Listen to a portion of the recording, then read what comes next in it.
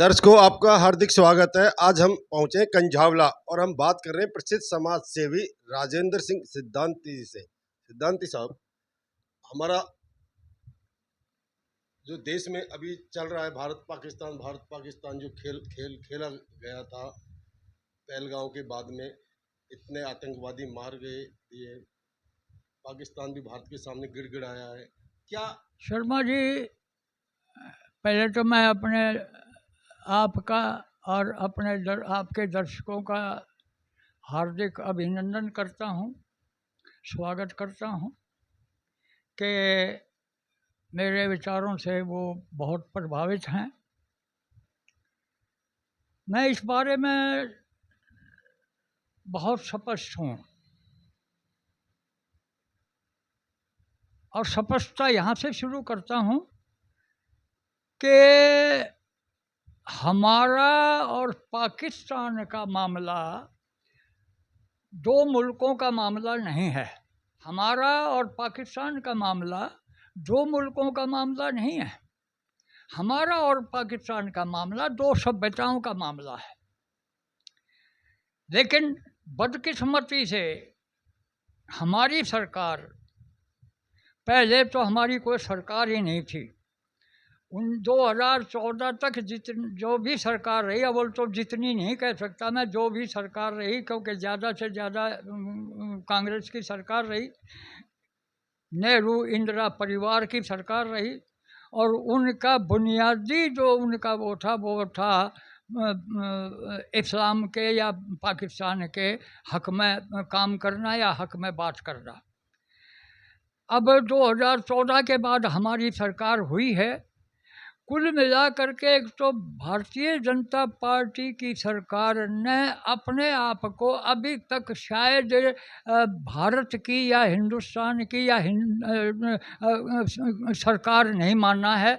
उन्होंने एक फॉर्मलिटी के तौर पे जीता हुआ इलेक्शन में बनी सरकार मान लिया है, जो आम तौर पे एक रूटीन में क्या कहते हैं लोकतंत्र में होता है।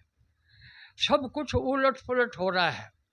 हमारे सामने जितने भी हमले हुए हैं, हम बड़े फ़ख्र से कहते हैं कि ये आतंकवादी हमला है, आतंकवादी हमला है।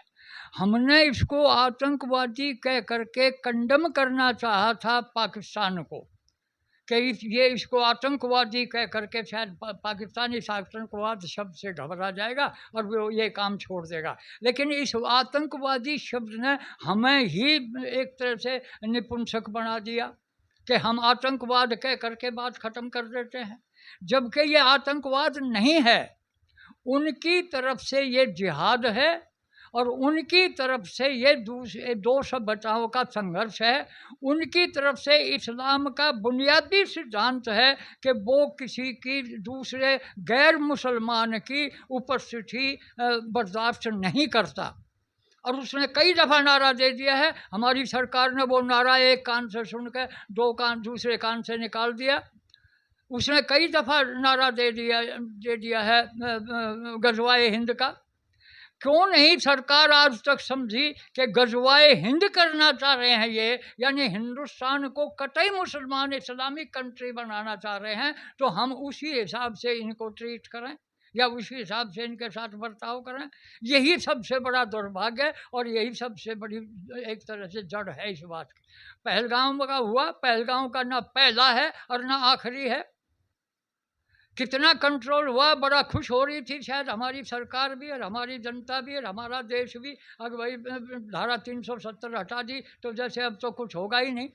1947 में भी ऐसे ही खुश हुए थे शायद हम, अगर मुसलमान वहाँ चले गए, हिंदू यहाँ रह गए, तो अब ये तमाशा अब कोई ख़त्म नहीं होगा। लेकिन क्या उस दिन से हिंदू मुसलमान का टकराव रुका? जितने दिन रुका वो इसलिए रुका कि कांग्रेस की सत्ता, कांग्रेस की सरकार उनका कुछ ना कुछ फेवर करती रही और उनकी ही बात को वो ज़्यादा महत्व देती रही। और हमें वो भाईचारे में, हिंदू मुस्लिम एकता में, हिंदू मुस्लिम भाई भाई के नारों में हमें लपेटे अनसुना मान लो बहरा बनाती रही। तो कुल मिला करके ये कोई उसकी बात नहीं थी। अब हमारी सरकार को तो बड़ी तसल्ली थी कि हमने धारा 370 हटा दी और सब कुछ, लेकिन हमारी सरकार को सिर्फ श्रीनगर का या JNK का इलेक्शन जो है सिर्फ राजनीतिक बदलाव दिखाई दे रहा है। यानी बार बार मुंह पे थप्पड़ लग रहा है और फिर हम उसको राजनीतिक ही मानते हैं। हम उसको यानी मजहबी स्ट्रगल नहीं मान रहे, हम उसको मजहबी जद्दोजहद नहीं मान रहे। ये सबसे बड़ा दुर्भाग्य है और उनके लिए ये सबसे बड़ा सौभाग्य है। तो ये पहलगाम का मामला। उसके बाद चलिए, अब तक तो ये मैं सरकार की बात कर रहा था, अब मैं आ रहा हूँ अपने उस पर। पहलगाम का मामला हुआ, पूरा हिंदुस्तान तिलमिला रहा था। अब बहुत बड़ा हुआ, गजब हुआ, ये कर दो, वो कर दो, मार दो, कूट दो, धमाधम कर दो, धमाधम कर दो, ये कर दो, वो कर दो, एक एक सूची बच्चा तक करे जा रहा था। और जब उस करने की तैयारी में कुछ टाइम लगा तो उस वक्त कुल मिला करके यूँ कहने लगे उस टाइम में, अगर मोदी तो कुछ भी ना करता, मोदी ने तो कुछ भी ना करा, कह तो दिया कि इसका बदला लूँगा, बड़ा वो होगा, बड़ा भयंकर बदला होगा फलाना, लेकिन अभी तक। लेकिन जिस दिन से मोदी ने करना शुरू करा उस दिन से गांव पूरे हिंदुस्तान में एक तरह से सन्नाटा है।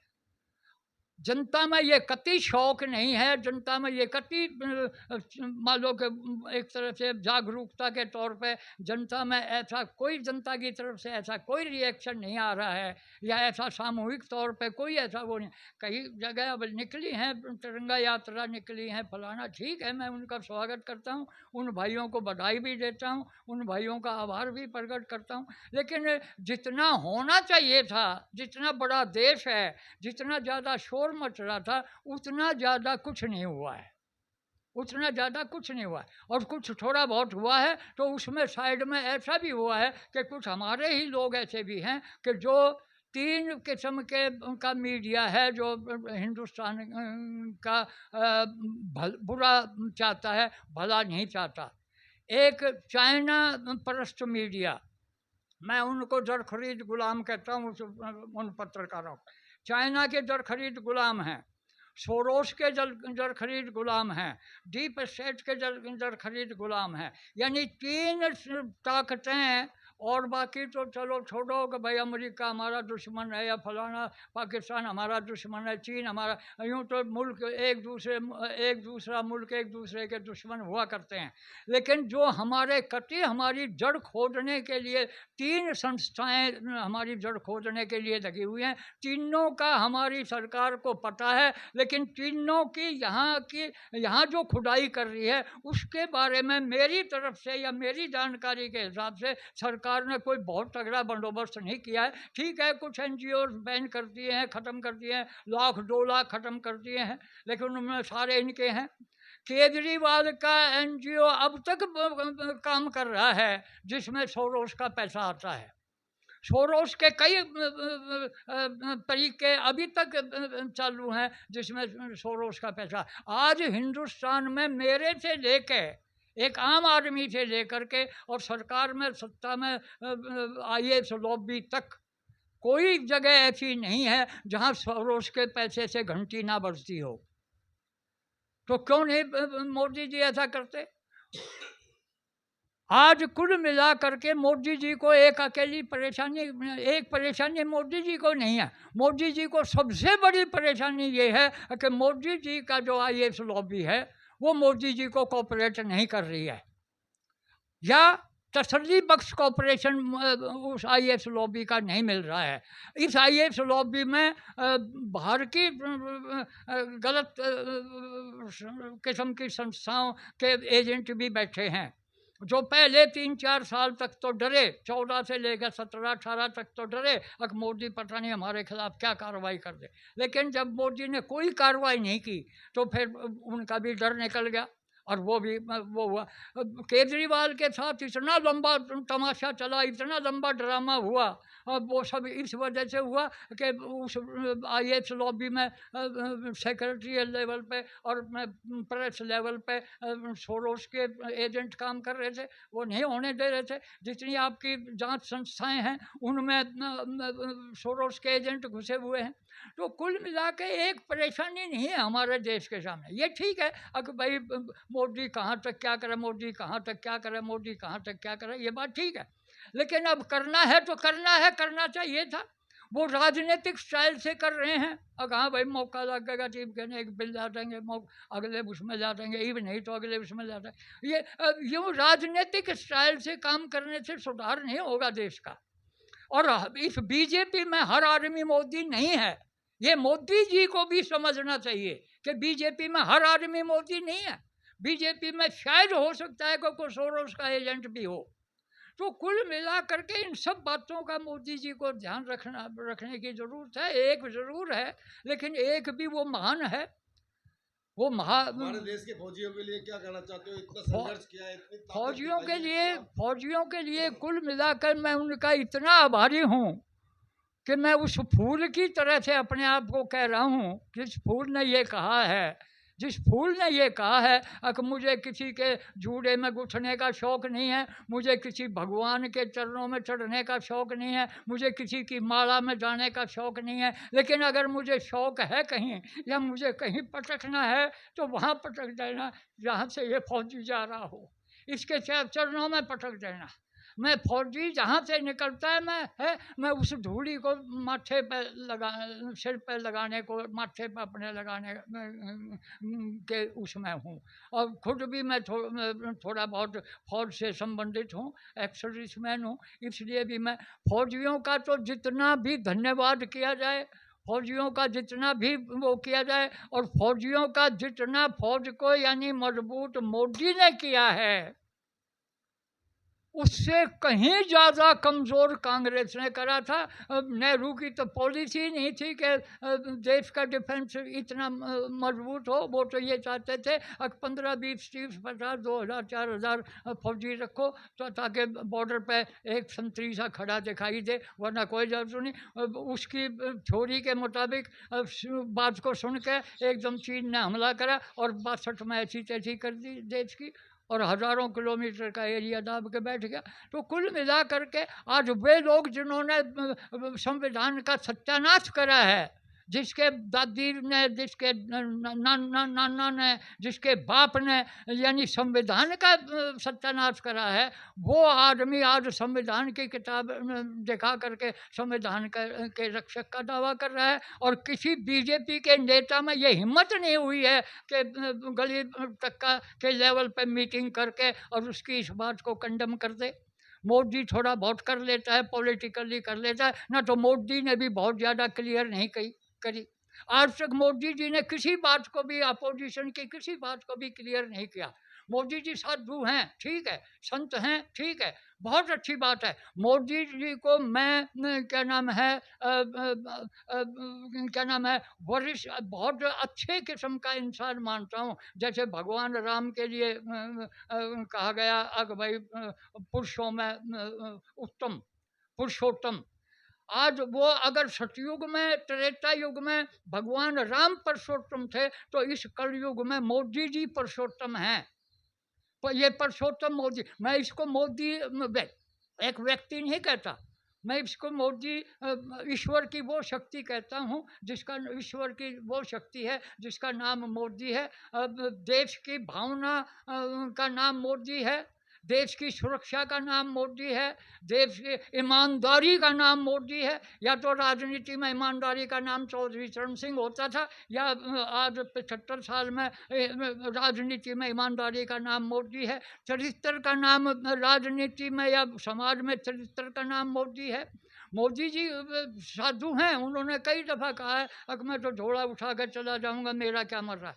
आप झोला उठा कर तो चले जाओगे, ठीक बात है, आप साधु माइंडेड हो, साधु प्रवृत्ति के आदमी हो, ठीक है, लेकिन आप प्रधानमंत्री भी तो हो। आपको जब गाली देता है केजरीवाल जैसा आदमी या पप्पू जैसा आदमी आपको जब कुछ कहता है, तो भले ही साधु होने के नाते आप पे कोई असर ना पड़ता हो, लेकिन मुझे तो दुख होता है। एक आम आपके समर्थक को तो दुख होता है। हमारे दुख की भी तो परवाह करो।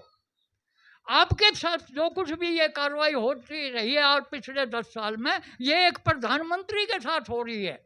आप प्रधानमंत्री पद की गरिमा को मेंटेन करने के लिए तो इनके खिलाफ कोई कार्रवाई करो। तो कुल मिला करके झंडा यात्रा बहुत अच्छा है। ये गली गली में निकलनी चाहिए थी, शहर शहर में निकलनी चाहिए थी, मोहल्ले मोहल्ले में। बीजेपी इस मामले में कतई निष्क्रिय संगठन है, कतई निकम्मा संगठन है, कतई निकम्मा संगठन है बीजेपी के। भाई उसने किसी गली में जा करके क्या नाम है ये यात्रा निकाली। जितनी यात्राएं कहीं कहीं अगर निकली भी हैं तो वो आम पब्लिक के सहयोग से, आम पब्लिक के उत्साह से निकली हैं। शायद उसमें बीजेपी की पहल या बीजेपी की शुरुआत ना हो, और हो तो चलो हो, लेकिन अगर बीजेपी की शुरुआत होती तो पूरे हिंदुस्तान में निकलती और एक जैसे स्टाइल से निकलती, लगभग एक जैसे उसमें निकलती। आज हरियाणा में, कल उत्तर प्रदेश में, और परसों महाराष्ट्र में, और परसों गुजरात में, उसमें।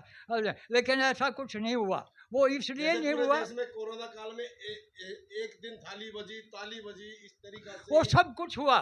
मोदी जी को के लिए मैं कई दफ़ा अब क्या कहा जाए, मैं दरअसल क्या है कि मैं एक तूती हूँ, और ये कहते हैं कि नक्कार खाने में तूती की आवाज़ का कोई मोल नहीं है। मेरी मोल का कोई मेरी आवाज़ का कोई मोल नहीं है। आपके माध्यम से आप मेरी बात को लेते हो, कहाँ तक पहुँचती है, कहाँ तक जाती है, कितने आदमी सुनते हैं, कितने आदमी उसका को आगे बढ़ाते हैं, इसका कोई वो नहीं है। तो कुल मिला के मेरी आवाज़ तूती जैसी है। नक्कार खाने में तूती की आवाज़ का कोई महत्व नहीं है। मोदी जी के सामने तो कतई महत्व नहीं है, मोदी जी के आगे तो कतई महत्व नहीं है, क्योंकि मोदी जी इंटरनेशनल फेम के नेता हैं। और क्या नाम है, दुनिया की फेम के नहीं, अब तो दुनिया की टॉप के नेता हैं। टॉप में सबसे ऊपर या सब तीसरा नंबर हमारे देश का आता है। तो कुल मिला करके मोदी जी जितना लोकप्रिय नेता, दुनिया में जितना लोकप्रिय नेता मोदी जी हैं, उतनी लोकप्रियता जो है वो हमारे देश में मेंटेन मोदी जी अपनी नहीं कर पा रहे हैं। ये सबसे बड़े दुर्भाग्य की बात है, सबसे दुख की बात है। अगर इस बात का कहीं सदुपयोग या सही इस्तेमाल हो सके, और सही मेरी इस बात का सही इस्तेमाल हो के इसमें सुधार किया जा सके, तो राजनीतिक लेवल पे भी किया जाना चाहिए और सामाजिक लेवल पे भी किया जाना चाहिए। आज कुल मिला करके जितना हम शोर मचा रहे थे पाकिस्तान को यूं यूं क्यों नहीं करते मोदी जी, ये कर दो और वो कर दो और वो कर दो और वो कर दो, जब कर दिया तो हम जनता ही जो है आज बिल्कुल एक तरह से चुप हुई बैठी है। क्यों कि 3 ग्रुप जो हैं वो कतई शांत हैं।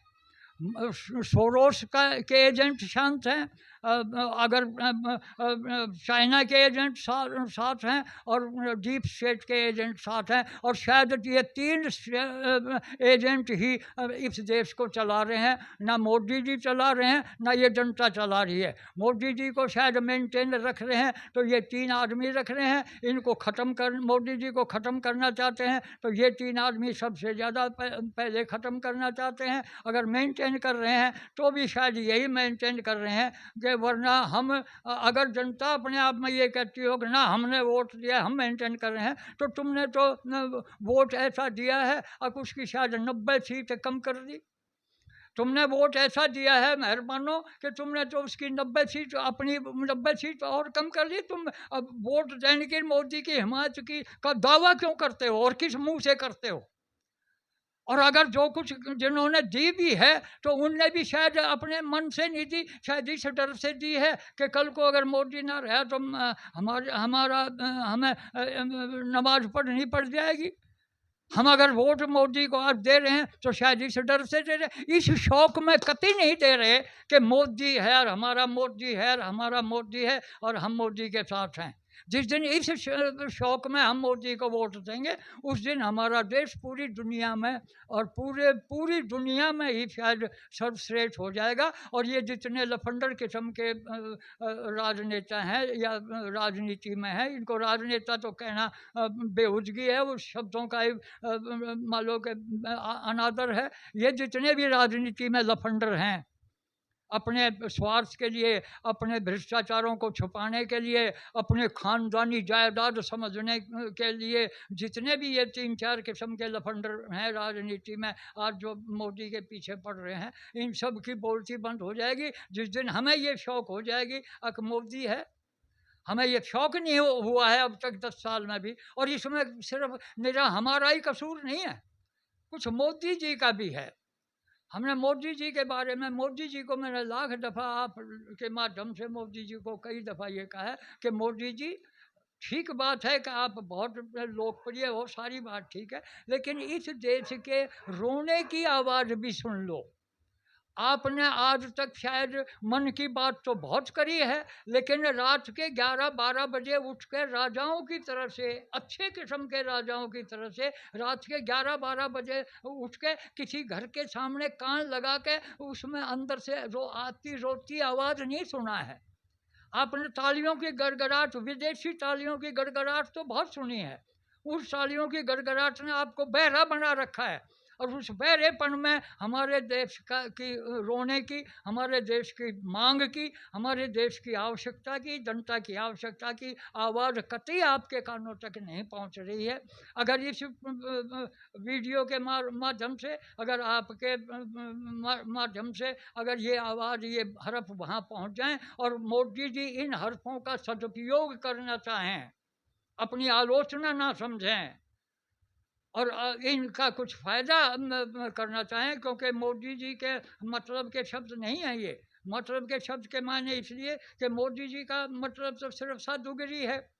सत्ता तो काम वो हमारे लिए कर रहे हैं जितना कर रहे हैं, लेकिन अगर वो हमारे लिए कर ही रहे हैं, जिम्मेदार बन ही रहे हैं उस काम का, हमारे उसका उत्थान का, हमारे क्या नाम है स्वराज का, और अगर उन्होंने जिम्मेदारी ले रखी है तो उसमें इन बातों को वो सुन के और इनके ऊपर थोड़ा बहुत कुछ अमल भी करें, तभी जा कर के बात बनेगी। वरना इस ये पाकिस्तान ठीक है, इंटरनेशनल राजनीति है, अंतर्राष्ट्रीय राजनीति है, दूसरे मुल्कों के हिसाब को भी देखना है और दूसरे मुल्कों के हिसाब से देख के आपने सीज़ फायर, अब वो तो ये सीज़ फायर करना नहीं चाहिए था, माना कि आपने अपने अमेरिका की बात का कोई लिहाज रखा हो। इस आप उनके अमेरिका के बात का लिहाज रखने के मामले में रूस आपसे थोड़ा बहुत वो हो गया है। आपको संतुलन, अगर आपने मान लिया कि आपने इंटरनेशनल राजनीति को ध्यान में रखते हुए वो कर लिया, लेकिन आपको ये मानना चाहिए था और अमेरिका को भी ये बता देना चाहिए था इस पाकिस्तान जो है एक सांप है, और सांप को इस तरह से जख्मी करके छोड़ना, सांप को अपना बहुत ज़्यादा दुश्मन बनाना है।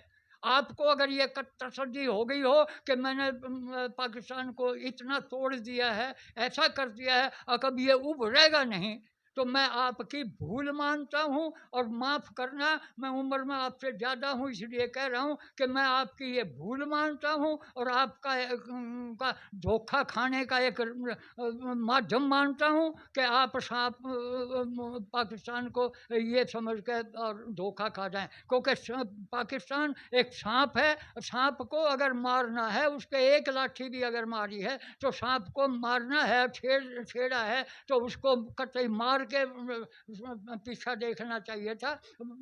अमेरिका को बता देना चाहिए था कि ये मुल्क जो है सांप है, हमारा इसका 2 मुल्कों का झगड़ा नहीं है, हमारा और इसका जिन्ना के कहने के मुताबिक हमारा 2 सभ्यताओं का झगड़ा है, 2 सभ्यताओं की लड़ाई है। इस्लाम में कोई कॉन्सेप्ट नहीं है ऐसा कि जो वो गैर किसी इस्लामिक आदमी को बर्दाश्त कर ले या से अस्तित्व से कोई वो कर ले। इस्लाम तो पहले ही कई दफ़ा यहाँ से नारा दिया जा चुका है गज़वाए हिंद का, क्यों नहीं मोदी जी के कान में बात करती? अगर मैं तो इनको राजनीतिक विरोधी समझता हूँ और ये तो गज़वाए हिंद की बात करते हैं।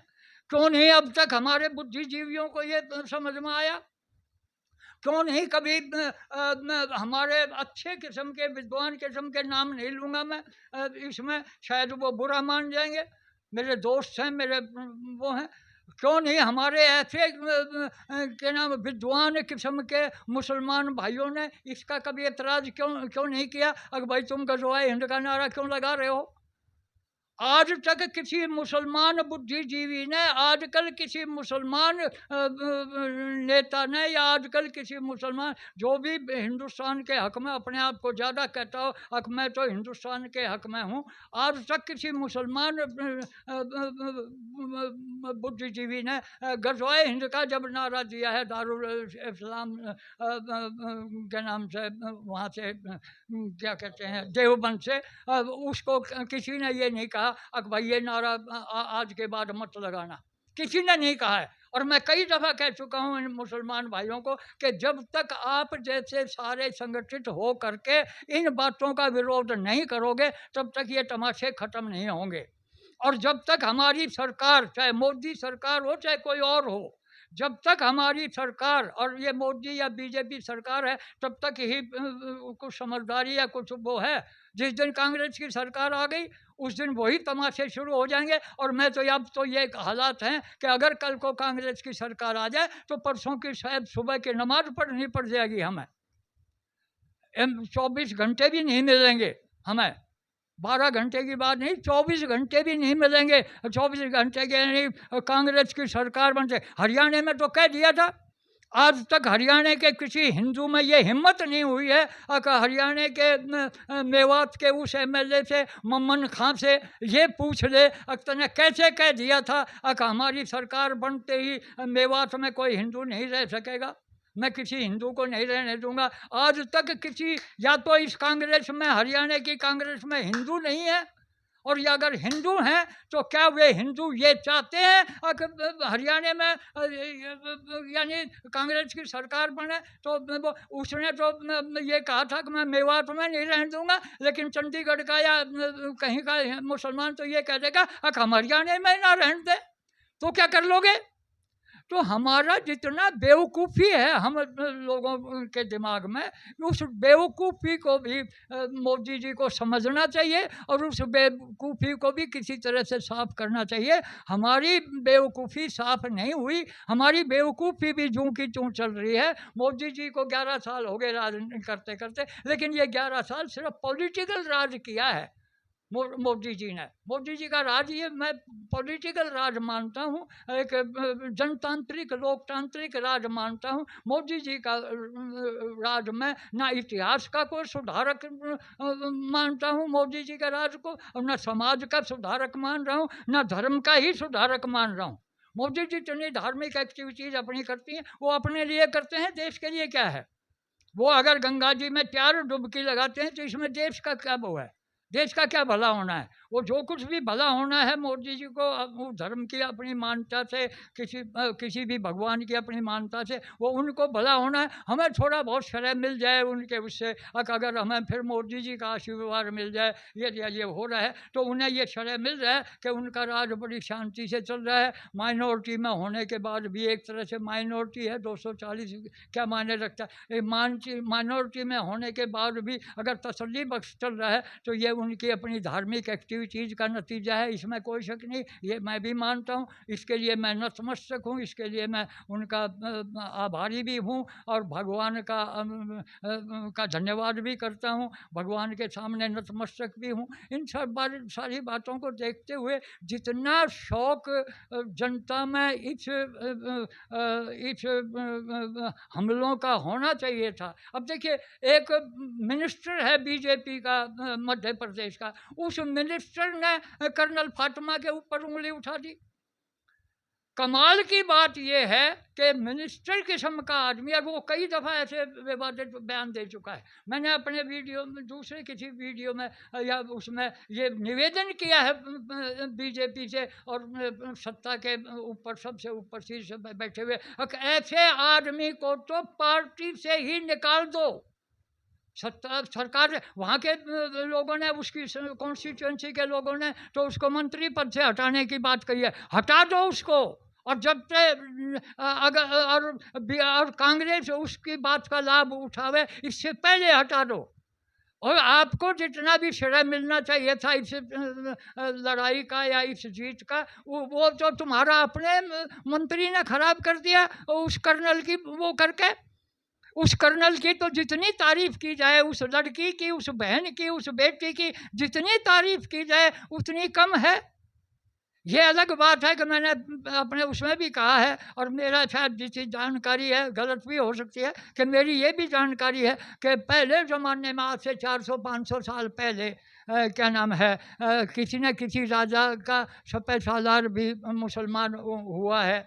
तो ऐसी बात नहीं है कि ये बहुत ज़्यादा नई बात है या बहुत ज़्यादा, लेकिन कितना करिश्मा है ये उन लोगों पे, क्या नाम है, के मुंह पे, उन हिंदुओं के मुंह पे तमाचा है कर्नल फातिमा की कार्रवाई का, जो लोग क्या नाम है भारत के खिलाफ एक तरह से बात करते हैं, या मोदी के खिलाफ बात करते हैं, या सेना के बारे में बात करते हैं। हमारी सेना दुनिया में सम्मानित है। दुनिया अगर इसका सम्मान करना छोड़ देगी तो वो हमारी वजह से छोड़ेगी, क्योंकि हमारे बीच में जो जयचंद के खून के जयचंद वंशी जो हिंदू हैं, वो जब ऐसी बात करेंगे तो शायद दूसरे देश भी ऐसी बात करें। वरना आज तक हमारी सेना का दबदबा पूरी दुनिया में रहा है, और अब इस हमलों के बाद तो ख़ास तौर पे हो गया है। और ख़ास तौर पर यानी कुल मिला करके इन हमलों की गरमाइश को देखते देखते उस गरमाइश को अमेरिका बर्दाश्त नहीं कर सका, क्योंकि अमेरिका का वो हवाई जहाज, वो जेट जो ऑल वर्ल्ड क्या नाम है वो था मशहूर कि इस पर कोई वो नहीं हो सकेगी, उस जेट को हमारे ब्रह्मोस ने सत्यानाश कर दिया। तो अमेरिका तो कुल मिला कर पहले थोड़ा हिमाती था, लेकिन जिस दिन से उसका वो जेट खराब हुआ और हम अमेरिका की भड़ पिटी, उस दिन से अमेरिका घुटनों के बल आ गया, और वो हिमायत में अमेरिका ने इसीलिए हम ये युद्ध विराम की वो कर दी सिफारिश, और इसको इसलिए मान्यता सी दे दी कि भाई कर लो कर लो कर लो। इसलिए अब उसको पता है कि जितने 2-4 उसके पास और हैं वे यूं ही फोड़े जाएंगे। तो कुल मिला करके हमारे देश के खिलाफ एक ये 3 शक्तियाँ ही नहीं है, ये 3 शक्तियाँ तो बुनियादी तौर पे हमारे खिलाफ है। वरना हथियार लॉबी हमारे खिलाफ, क्या नाम है दवाई की लॉबी हमारे खिलाफ, और यानी चाइना का एक्सपोर्ट, चाइना जो एक्सपोर्ट करके हमारे यहाँ भेजता है, चाइना का एक्सपोर्ट हमारे खिलाफ। कितनी बातें ऐसी हैं जो हमारे खिलाफ जा रही हैं, और फिर हमारे अंदर बैठे हुए वे और ज़्यादा खिलाफ। एक तबका तो बिल्कुल ऐसा है जो आज भी मोदी को कोस रहा है, और हरियाणा में वो लोग ज़्यादा हैं कि जो मोदी को आज भी कोस रहे हैं। वो ये कतई नहीं मानते। कांग्रेस के राज में 50 साल के राज में जब हम गोली तक बनाने के काबिल नहीं हुए, एक अपनी सैनिक के लिए एक गोली तक बनाने के काबिल नहीं हुए, आज हम गन दूसरे मुल्कों को भेज रहे हैं। 10 साल के अंदर अंदर हम इतने सामर्थ्य हो गए कि हम गन एक्सपोर्ट कर रहे हैं, और हम अपना सारी डिफेंस की आवश्यकता अपने खुद पूरा कर रहे हैं, और सारे जहाँ कमी है वहाँ खरीद कर पूरा कर रहे हैं। कितने लोग हैं जो ये कहते हैं अब मोदी हिसाब दो, मोदी हिसाब दो, मोदी ने क्या नाम है इकोनॉमी ख़त्म कर दी, फलाना कर। मोदी ने जितने काम किए हैं उसने काम को कोई गिनती ना करता, ना बीजेपी बताती जनता को कि ये काम किए।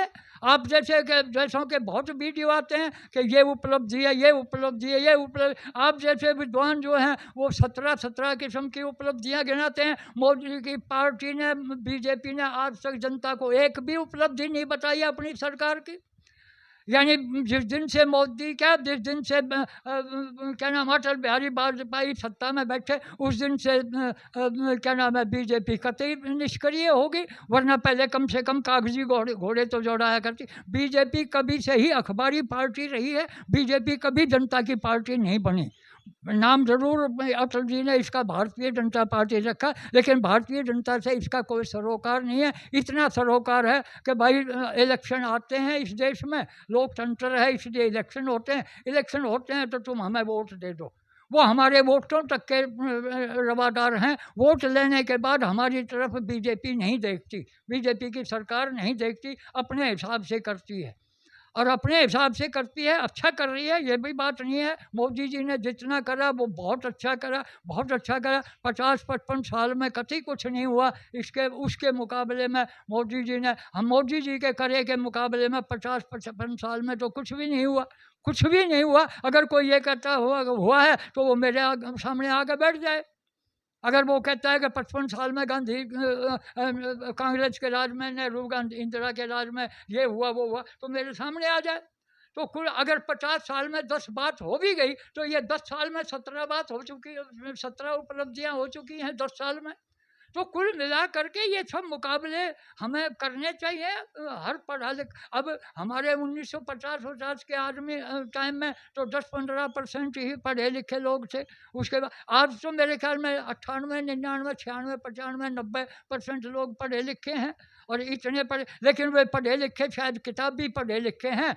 नौकरी कर लो या थोड़ी बहुत मजदूरी करो तो अपना जमा घटा सीख लो, ना तो इससे ज़्यादा वो नहीं है। भले ही एक हमारे PhD दोस्त हैं, हरियाणा के हैं, वो विद्वान हैं, उसने कितने तालब इलम, कितने विद्यार्थी पढ़ाए होंगे, लेकिन खुद अगर उनकी बात कर लो तो उनके दिमाग का दिवाला ही पिटा पड़ा है।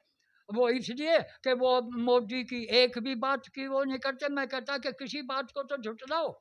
क्या आपके चारों तरफ 80-80, 90, 150 फुट चौड़ी सड़कें नहीं बन गई? वो इसको हाँ तो करते हैं लेकिन इसका अहमियत नहीं मानते।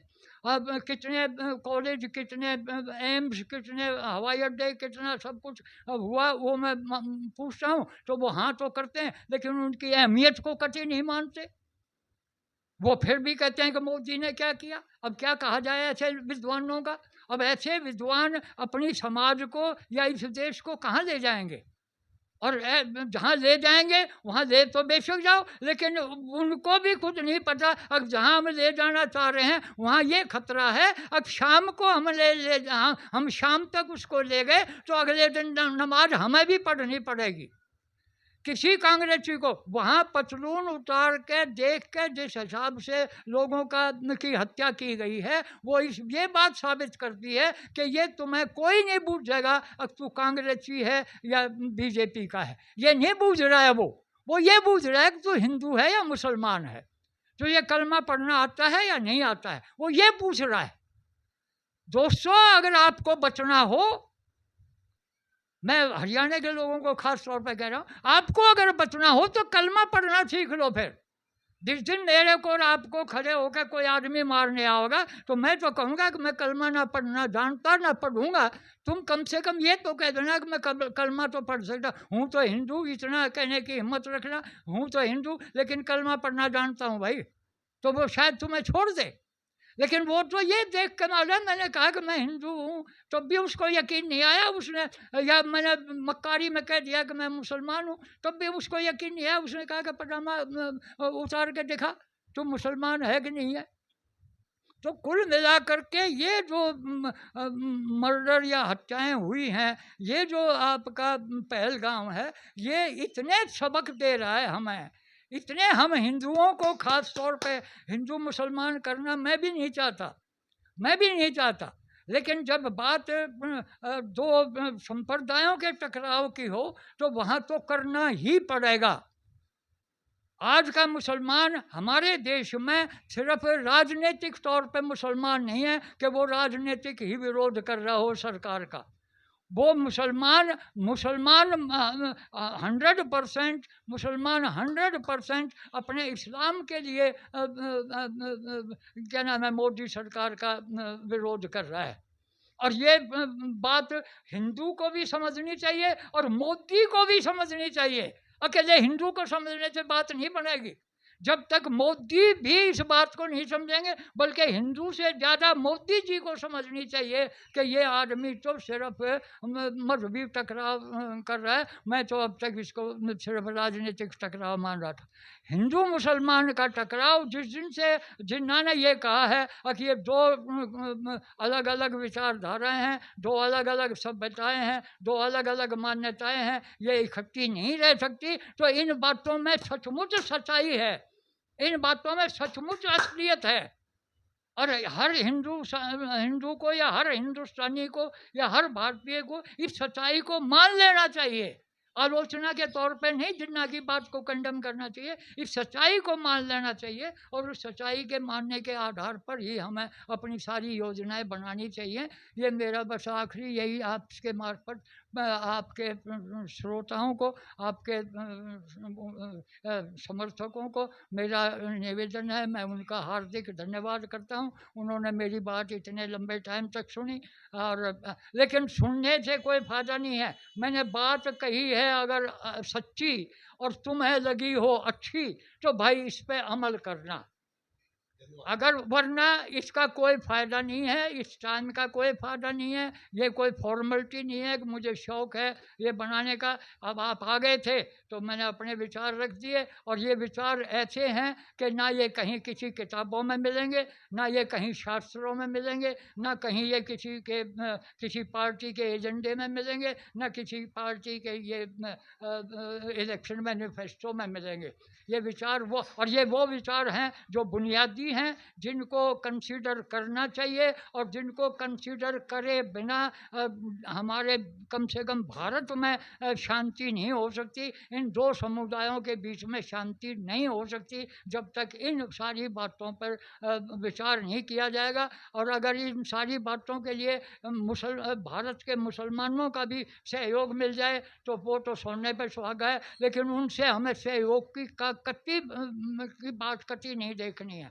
अब यूँ तो ऐसे भी महानुभाव हैं हमारे देश में जो बड़े पद पे बैठे हैं और गीता पे उस पर व्याख्यान ऐसा देते हैं कि शायद कोई हिंदू सन्यासी गीता पे या विद्वान शास्त्री कोई गीता पे ऐसा प्रवचन नहीं कर सकता जितना हमारे एक मित्र गीता पे प्रवचन करते हैं। लेकिन जब उनके मजहब के मुताबिक क्या नाम है जिहादी हरकत होती है, एक पत्थर भी कोई जिहाद के नाम पे फेंका जाता है तो वो विद्वान भी चुप होते हैं। आज तक उस विद्वान ने किसी पत्थर फेंकने वाले को कंडम नहीं किया, आज तक उस विद्वान ने किसी बम फोड़ने वाले को कंडम नहीं किया। पूरा हिंदुस्तान रो लिया पहलगांव के मामले में, लेकिन आज तक कोई ऐसा उदारवादी मुसलमान, कोई ऐसा विद्वान, कोई ऐसा ऊंचे से ऊंचे पद पर बैठा हुआ मुसलमान जो बिल्कुल सनातन के हक में ही बोलता है, जो सनातन की बहुत ज़्यादा तारीफ़ करता है, जो बहुत ज़्यादा वो करते हैं, मोदी जी की बहुत ज़्यादा तारीफ़ करते हैं, लेकिन उनमें से किसी ने भी पहलगांव के मामले को कंडम नहीं किया। ये हमारे देश का दुर्भाग्य है। या दुर्भाग्य अगर नहीं है तो इसको हमें समझना चाहिए और हमारी सरकार को भी समझना चाहिए। धन्यवाद। धन्यवाद।